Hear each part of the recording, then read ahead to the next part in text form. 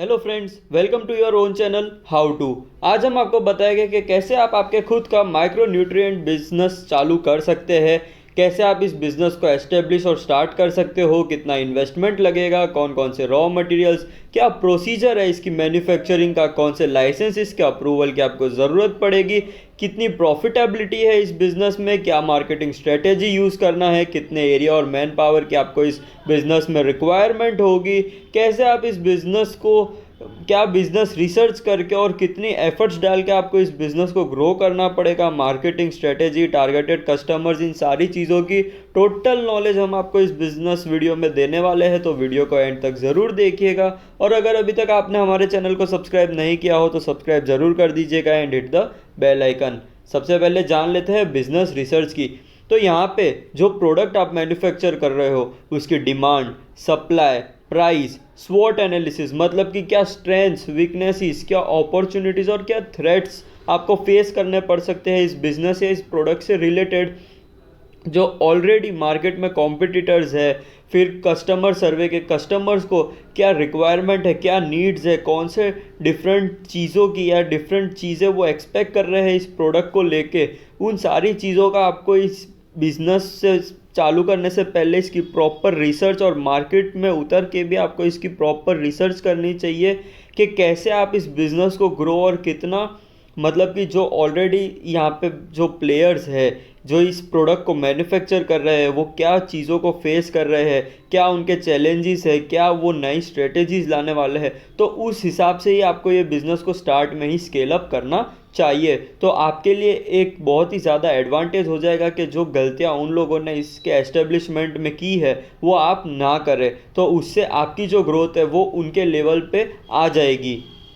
बात करें raw materials की तो यहाँ पे आपको magnesium sulphate, zinc sulphate, molybdenum, manganese sulphate, boron और अदर्स जैसे आप अलग अलग प्रोडक्ट्स बना रहे हो इस माइक्रोन्यूट्रिएंट्स के लिए, तो उस हिसाब से ही अलग अलग आपको रॉ मटेरियल्स चाहिए होंगे। यहाँ पे हमने मेजर रॉ मटेरियल्स बता दिए हैं और अदर रॉ मटेरियल्स आपके ऊपर डिपेंड करेंगे कि कौन से टाइप या कौन सी रेसिपी से आप वो प्रोडक्ट की मैन्युफैक्चरिंग कर रहे हो। बात करें अगर मशीनरी की तो यहाँ पे mixer grinder, liquid boiling machine, weighing machine, liquid bottle filling machine, pouch filling machine, sealing machine, carton strapping machine, laboratory equipments, क्योंकि ये जो प्रोडक्ट आप बना रहे हो बिना स्पेसिफिक स्टैंडर्ड्स को फॉलो किए या बिना लेबोरेटरी टेस्ट अप्रूव किए आप इस प्रोडक्ट को मार्केट में लॉन्च नहीं कर सकते हो। तो यहाँ पे सबसे पहले आपको बहुत ही मेजर ध्यान रखना है आपके R&D के ऊपर और आपके सारे अप्रूवल्स के ऊपर, वरना उसके बिना आपका प्रोडक्ट मार्केट में लॉन्च नहीं हो सकता है।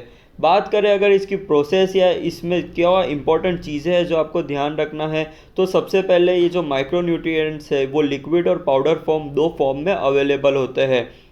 और जो ये लिक्विड प्रोडक्ट्स होते हैं उनको पेट बॉटल्स या आउटर कंटेनर्स में ही इनकी पैकेजिंग होनी चाहिए, और जो पाउडर फॉर्म है उसको स्पेसिफिकली पाउच या तो आउटर कार्टून्स में ही इसकी पैकेजिंग होनी चाहिए। और लेबल्स के ऊपर आपको खास तौर का ध्यान रखना है कि यहाँ पे जो भी सेवरल पॉइंट्स है, जो MRP होती है, कंपोनेंट्स कंटेन होता है, वेट होता है, फिर इसकी एक्सपायरी और मैन्युफैक्चरिंग डेट, बैच नंबर, इन सारी चीज़ों का आपको लेबोरेटरी अप्रूवल की जो चीज़ें होती है इन सारी चीज़ों का आपको लेबलिंग ज़रूर करना है, क्योंकि उस लेबलिंग के बिना आप इस प्रोडक्ट को लॉन्च नहीं कर सकते हो। इसकी पैकेजिंग और इसके जो भी अदर चीज़ें हैं मार्केटिंग के लिए उसके ऊपर भी आपको खास फोकस करना पड़ेगा, तभी जाकर लोगों को इस पे अट्रैक्शन होगा और तभी वो लोग इसकी परचेसिंग करेंगे। बात करें अगर इन्वेस्टमेंट की तो यहाँ पे आपको 25 to 50 lakhs का मिनिमम इन्वेस्टमेंट करना पड़ेगा, जिसके अंदर licence cost, working capital, payment of salaries कुछ टाइम का, मशीनरी कॉस्ट, रॉ मटेरियल और अदर एक्सपेंसेस इंक्लूडेड है। जो इसकी एस्टेब्लिशमेंट के टाइम पे आपको यहाँ पे जो कैपिटल लगेगा वो ओवरऑल हमने इसमें कवर कर लिया है। ये इन्वेस्टमेंट इंक्रीज और डिक्रीज हो सकता है आपके बिजनेस स्केल और बिजनेस मॉडल के ऊपर कि कौन सा टाइप का बिजनेस मॉडल आप यहाँ पे स्टार्ट कर रहे हो। बात करें टारगेटेड कस्टमर्स की तो आप इन्हें direct wholesalers, retailers, mall, local shop और ऑनलाइन भी इन्हें डायरेक्ट सेल कर सकते हो। यहाँ पे जितना ज़्यादा कस्टमर बेस आपने बनाया है उतनी ही आपकी सेल्स होगी। आप उस हिसाब से ही इस पर बहुत ही ज़्यादा ध्यान रखेगा, जैसा कि मैंने आपको पहले बताया इसकी पैकेजिंग के ऊपर भी आपको बहुत ही ज़्यादा ध्यान रखना पड़ेगा और मार्केटिंग के ऊपर भी। कुछ मार्केटिंग स्ट्रेटेजीज हम आपको बताते हैं, जैसे कि publicity, advertisement, digital marketing, television marketing, in person, direct और ईमेल मार्केटिंग जैसी स्ट्रेटेजीज को सही जगह पे सही टाइम पे इम्प्लीमेंट अगर आपने कर दिया तो आपका जो कस्टमर बेस है वो ऑटोमेटिकली ग्रो होना स्टार्ट हो जाएगा। अगर आप सही टाइम पे सही जगह पे अगर ये मार्केटिंग स्ट्रेटेजीज को प्रॉपरली इम्प्लीमेंट नहीं करते हो तो आप आपके प्रेजेंस को बनाने के लिए, वो कस्टमर बेस को रीच करने में आप फेल हो जाएंगे, तब आपको डिफ़िकल्टीज फेस करनी पड़ सकती है। बात करें एरिया और मैन पावर की तो 2000 टू 3000 स्क्वायर फीट का मिनिमम एरिया रिक्वायर्ड होगा, और मैन पावर की बात करें तो 8 से 12 लेबर्स की मदद से आप इस बिज़नेस को इजीली रन कर सकते हैं, जिसके अंदर स्किल्ड और अनस्किल्ड लेबर्स दोनों इंक्लूडेड है, और ये दोनों फिगर्स भी टोटली फ्लक्चुएट कर सकते हैं आपके बिजनेस स्केल और बिजनेस मॉडल के ऊपर। बात करें लाइसेंसेस की तो यहाँ पे आपको registration of business, approval from concern departments, MSME उद्योग Aadhaar, NOC license, trademark, GST number और अदर डॉक्यूमेंटेशन जो स्टेट टू स्टेट या सिटी टू सिटी या कंट्री टू कंट्री भी डिफर कर सकते हैं। ये इंपॉर्टेंट और बेसिक लाइसेंस है जो कोई भी बिजनेस को स्टार्ट करने के लिए रिक्वायर्ड होते हैं, तो इन सारी चीज़ों की आपको अप्रूवल ले लेनी है, उसके बाद ही आपको आगे प्लान करना चाहिए। अब आती है बहुत ही इंपॉर्टेंट चीज़ जो है प्रॉफिट रिटर्न। तो यहाँ पे हम ऑन एन एवरेज अगर बात करें तो आप 20 टू 35% तक का मिनिमम प्रॉफिट यहाँ पे अर्न कर सकते हैं, जो इंक्रीज़ और डिक्रीज़ हो सकता है, जो डिफ़र करेगा आपकी सेल्स, आपका जो मशीनरी कॉस्ट है, मेंटेनेंस कॉस्ट है, रॉ मटेरियल कॉस्ट है, कितना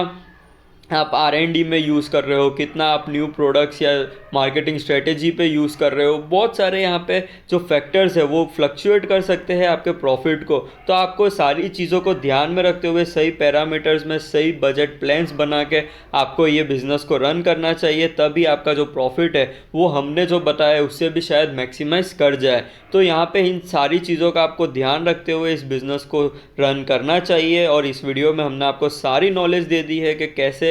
कैसे स्टेप बाय स्टेप आप इस बिज़नेस को स्टार्ट और एस्टेब्लिश कर सकते हो, और कौन सी चीज़ों का ध्यान रखना है, किस चीज़ों पे ज़्यादा फोकस करना है, सारी चीज़ें हमने इस वीडियो में कवर कर दी है। तो अगर आपको ये वीडियो पसंद आया हो तो please subscribe our channel, like share and comment ज़रूर कर दीजिएगा, और अगर आपको कोई भी डाउट्स हो तो आप हमारी जीमेल आईडी से या तो हमारी कॉन्टैक्ट सेक्शन से हमें रीच कर सकते हो। Thank you.